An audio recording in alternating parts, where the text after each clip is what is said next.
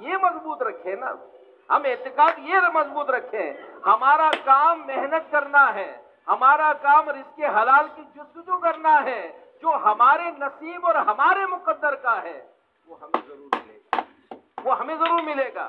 اب آگے کا جو معاملہ ہے وہ کیا کہ ہمیں ہر حال میں اپنے رب کا شکر گزار بندہ بننا ہے کہ جس طرح رب نے جس حال میں رکھا حال میں شکر ادا کرنا۔ جیسے کسی دو دوست کہیں آپس میں مل کر جا رہے تھے، کسی سوسائٹی سے گزر رہے تھے، تو آپ کو پتا ہے کہ جو اس طرح کے نوجوان ہوتے ہوں گے وہ باتیں بھی ایسی کرتے ہوں گے، تو بڑے خوبصورت خوبصورت گھر بنے ہوئے تھے۔ ایک دوست نے دوسرے دوست سے کہا کہ یار یہ جب ان کے نصیبوں میں یہ اچھے اچھے گھر لکھے جا رہے تھے وہ ہم دونوں کہاں تھے؟ یہ جو اچھے اچھے بنگلے جن کے نصیبوں میں لکھے گئے وہ ہم دونوں کہاں تھے؟ دوسرا تو سمجھدار تھا، سوسائٹی سے باہر نکل کر ایک بڑا سا اسپتال تھا، وہ اپنے دوست کو اسپتال میں لے گیا۔ اب جیسے ہی اسپتال کی ہڈی وارڈ میں گئے تو کسی کا سر پھٹا ہوا ہے، کسی کی ٹانگ ٹوٹی ہوئی ہے، دوسرے ہارٹ پرابلم میں گئے تو اس کو جناب آئی سی یو میں پڑا ہوا ہے، کسی کی سانس کا مسئلہ، کسی کا دل کا آپریشن، عجیب و غریب گھیما گھیمی لگی ہے اسپتال میں۔ باہر نکل کے کہا کہ ان کے نصیب میں جب یہ بیماریاں لکھی جا رہی تھی اس وقت ہم کہاں تھے؟ بات سمجھ میں آ گئی، بات سمجھ میں آ گئی کہ اللہ جس حال میں رکھے ہمیں اپنے رب کا شکر ادا کرنا ہے۔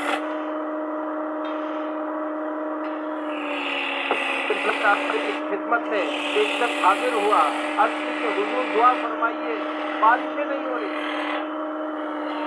حضور سے عرض کی آپ دعا فرمائیے بارشیں نہیں ہو رہی، استغفار کیا۔ دوسرا شخص آیا، کہنے لگا حضور اولاد نہیں ہو رہی، آپ دعا کیجیے، کوئی وظیفہ بتائیے، تو آپ کیا کرو۔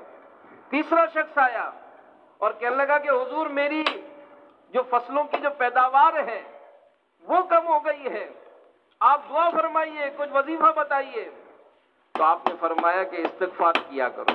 تو قریبی جو لوگ بیٹھے تھے انہوں نے کہا کہ حضور یہ لوگ جو آئے الگ الگ آ کر اپنی پریشانیوں کا معاملہ بیان کیا، لیکن آپ نے سب کو استغفار ہی کا ارشاد فرمایا۔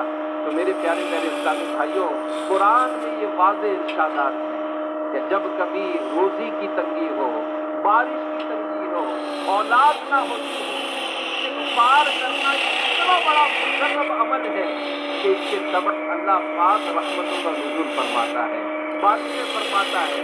ابھی کے روایتوں میں لکھا ہے کہ ایک مرتبہ حضرت امام حسن مصطفیٰ رضی اللہ عنہ حضرت امیر معاویہ رضی اللہ عنہ کیا تشریف لے گئے، تو امیر معاویہ رضی اللہ تعالی عنہ کا ایک غلام امام حسن کی خدمت میں حاضر ہوا اور کہنے لگا کہ حضور میں ایک امیر آدمی ہوں لیکن میرے اولاد نہیں ہے، تو آپ نے کہا کہ استغفار پڑھا کرو۔ اس شخص نے استغفار پڑھنا شروع کیا، یہاں تک کہ روزانہ 700 مرتبہ استغفار پڑھنے لگا۔ علماء نے لکھا کہ اللہ پاک نے ایک وقت ایسا آیا کہ اس کے 10 بیٹے تھے، 10 بیٹے عطا فرمائے۔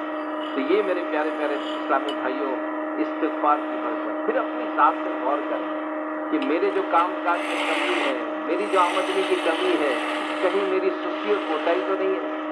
یار مجھے کوئی جاب نہیں ملتی ہے یا جاب ملتی ہے تو چھوٹ جاتی ہے، اب دیکھیں ساری رات جاگتے رہو گے تو جس نے نوکری رکھا اس کے دکان میں اگر بیٹھے سوتے رہو گے تو کون رکھے گا؟ آپ کا دماغ ہی ہاتھ نہیں ہوگا۔ آپ اکاؤنٹس کا بھی کام کرتے ہو تو کچھ کا کچھ ٹائپ کرتے ہو تو کون آپ کو نوکری رکھے گا؟ پھر سستی اور کاہلی رہنا گھر میں۔ تو میرے پیارے پیارے اسلامی بھائیوں، ہمیں ان چیزوں پر غور کرنا چاہیے۔